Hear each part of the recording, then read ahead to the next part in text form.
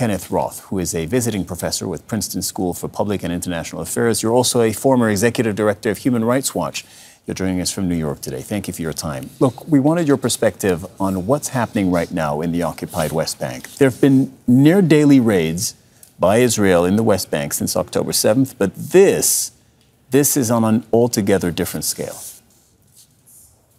You're absolutely correct. This has become a flat-out war. In fact, that's what the Israeli foreign minister said it is.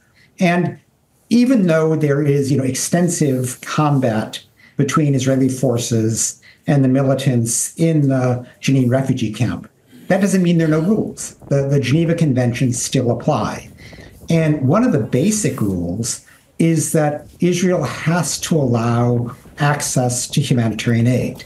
So it can't just cut off food, water, electricity, medical care, as we've heard it is doing. It has a duty to allow those into the civilian population. It doesn't have a duty to feed the fighters on the other side, but it can't use the excuse of the fighters to starve civilians. And in fact, that was what they did in Gaza. I think everybody remembers when Israeli Defense Minister Yoav Gallant said, the Palestinian residents of Gaza are human animals, and we're going to cut off food, water, electricity, etc. That's what they did. That led the International Criminal Court to impose war crime charges on both Gallant and Israeli Prime Minister Netanyahu. And I fear that we're just seeing a reprise of this, that rather than simply fighting the militants, which Israel has a right to do, it's fighting the entire population. And that is a clear war crime. Netanyahu's already been charged for this, and that doesn't seem to deter him from doing it again. So I think this is a continuation of your point, but I wanted to ask you, what about tearing up the roads? We showed what that looked like. What about cutting electricity or water to the entire city and refugee camp? Well, I think the other thing that is going on here is that the Israeli, the far-right members of the Israeli cabinet, people like Ben-Gvir and Smotrich, their dream is to get rid of the Palestinians of the West Bank. And, the reason they resort to this is that, ideally they'd like to annex the West Bank, but that would mean taking the Palestinian population with it. And they don't want to add, millions of Palestinians to the demographic balance sheet of Israel and Palestine. The other alternative was the status quo, but increasingly the world recognizes that as apartheid. So there are increasing consequences for Israel of maintaining that system. The third option, the preferred option when it comes to these far-right ministers, is mass force expulsion.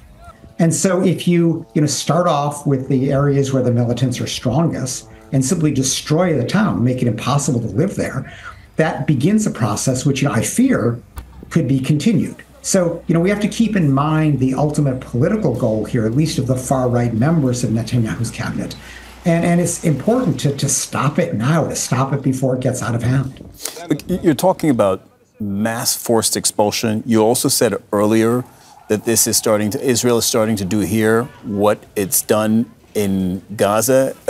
Do you think that we might be talking, I don't know in what time frame, weeks, months from now, more, about the occupied West Bank in pretty much the same terms that we've been talking about Gaza? Well, so far the fighting has been limited to just a handful of cities. So this is not, a massive assault on the West Bank the way we saw in Gaza.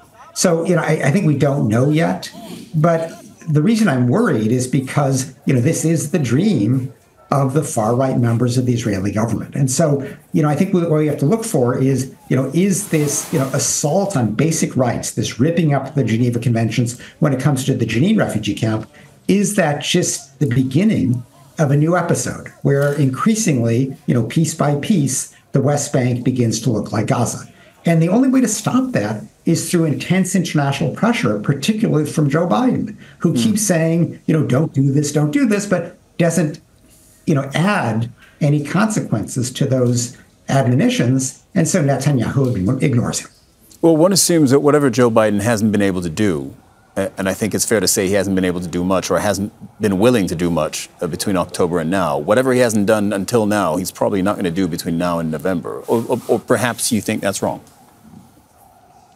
Yeah, I think that's probably right. He's shown no inclination to use the real leverage he has, which is to condition the massive military aid, the billions of dollars annually in military aid, to condition the ongoing arms sales on an end to these blatant violations of the Geneva Conventions. So, he says, for example, in Gaza, let in humanitarian aid, stop bombing civilians, but he never backs it up with any consequences. So, Netanyahu says, oh, those are just empty words. I'm going to ignore this.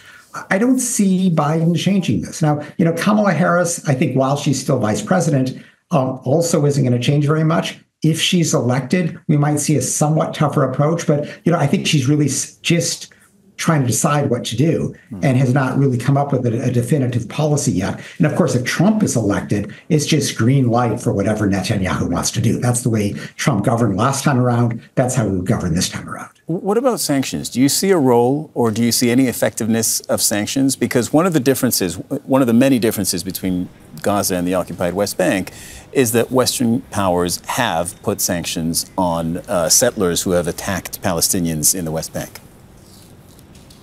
I mean, that's a nice first step, but I think we have to recognize what's going on here is that, these sanctions are typically applied to the settlers who are private citizens. They're not applied to the Israeli officials, the security officials, who are allowing these settler attacks to take place, who sometimes are abetting these attacks. And so, so long as the sanctions pretend that this is just, private acts of violence that have nothing to do with the Israeli government, they're not going to stop.